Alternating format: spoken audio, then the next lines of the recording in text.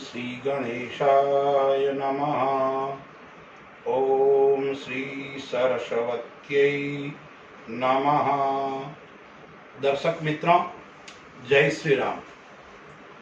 आज हम एक ऐसे विषय पे चर्चा करेंगे जो अति आवश्यक है। काफी लोगों का प्रश्न भी आता है। अभी अभी एक ग्वालियर से महानुभाव का फोन भी आया था और उन्होंने कहा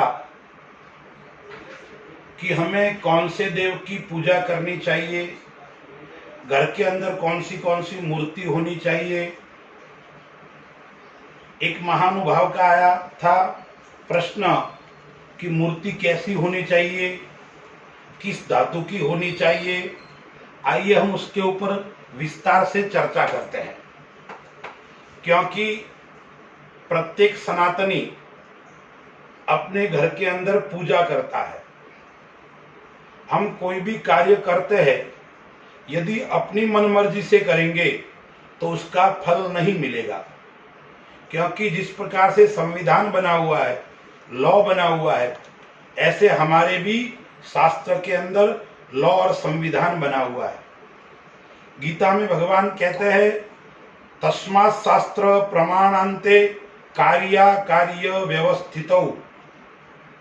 यदि आप शास्त्र की आज्ञा के अनुसार काम करोगे, शास्त्र की मर्यादा में रहकर काम करोगे, तो आपको सिद्धि की भी प्राप्ति होगी, फल की भी प्राप्ति होगी। या क्या कहते हैं, ये शास्त्र विधिमुत्सृज्य वर्तते काम कारत, न स सिद्धि मवाप्नोति न सुखम न पराम गतिम।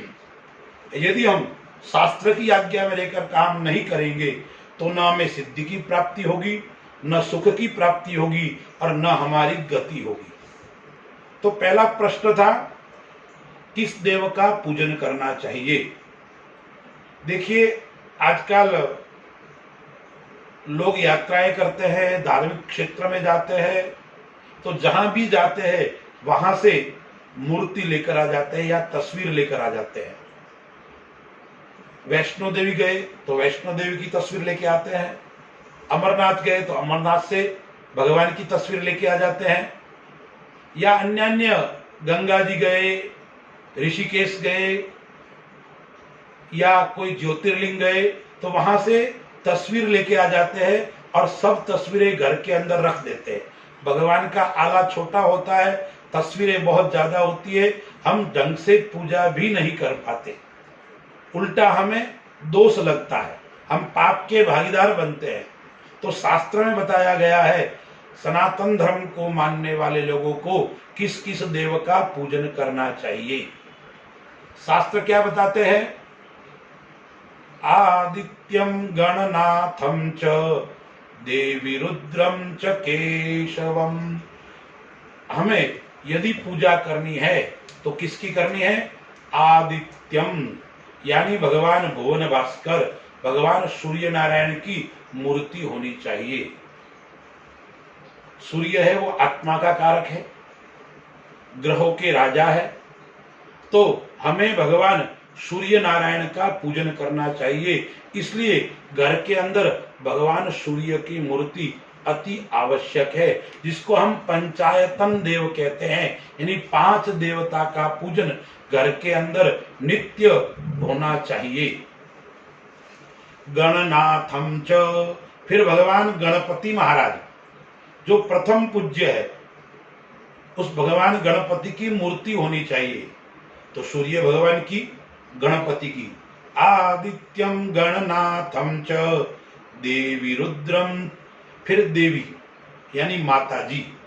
अब हम क्या करते हैं, घर के अंदर अपनी कुल देवी की तस्वीर मूर्ति रखते हैं, फिर चामुंडा माँ की भी रखते हैं, फिर हम सरस्वती की भी रखते हैं, महालक्ष्मी की रखते हैं, अन्य कई शक्तिपीठ में जाते हैं, वहां की मूर्ति लेकर भी आ जाते हैं। इतनी माता जी की मूर्ति हो जाती है कि हम किसका पूजन करें, पूजन को न्याय ही नहीं दे पाते हैं।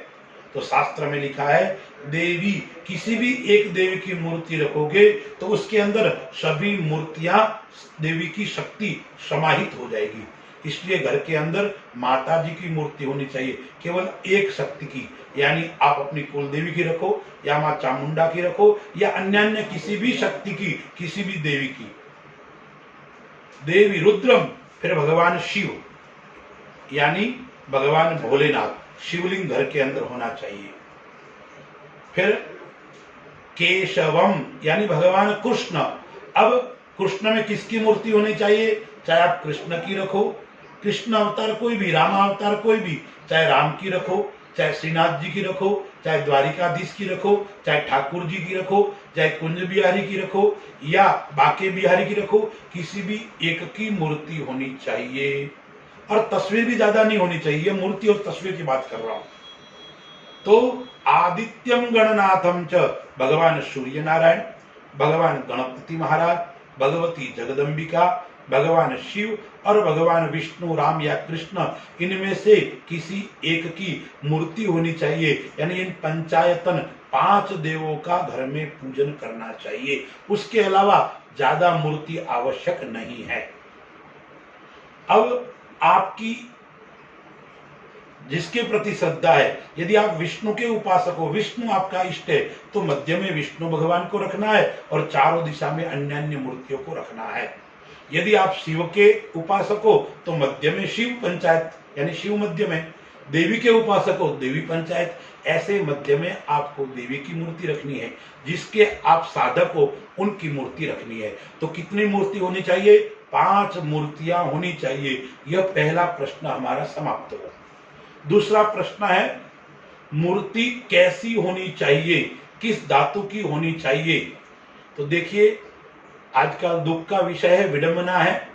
मार्केट के अंदर भी प्लास्टिक ऑफ पेरिस, केमिकल से बनी हुई मूर्तियां, फाइबर की मूर्तियां आ रही है, जिसका कोई औचित्य नहीं है, शास्त्रों में कोई विधान भी नहीं है। एल्यूमिनियम है, वो धातु में नहीं है, ऐसी मूर्ति घर के अंदर नहीं होनी चाहिए।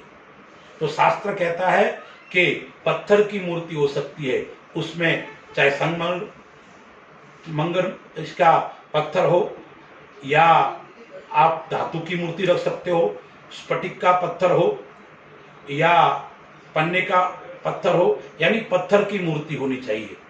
इसके अलावा सोने की हो, चांदी की हो, तांबे की हो या मिट्टी की भी रख सकते हैं, लेकिन मिट्टी की मूर्ति के बाद में उसका विसर्जन करना चाहिए।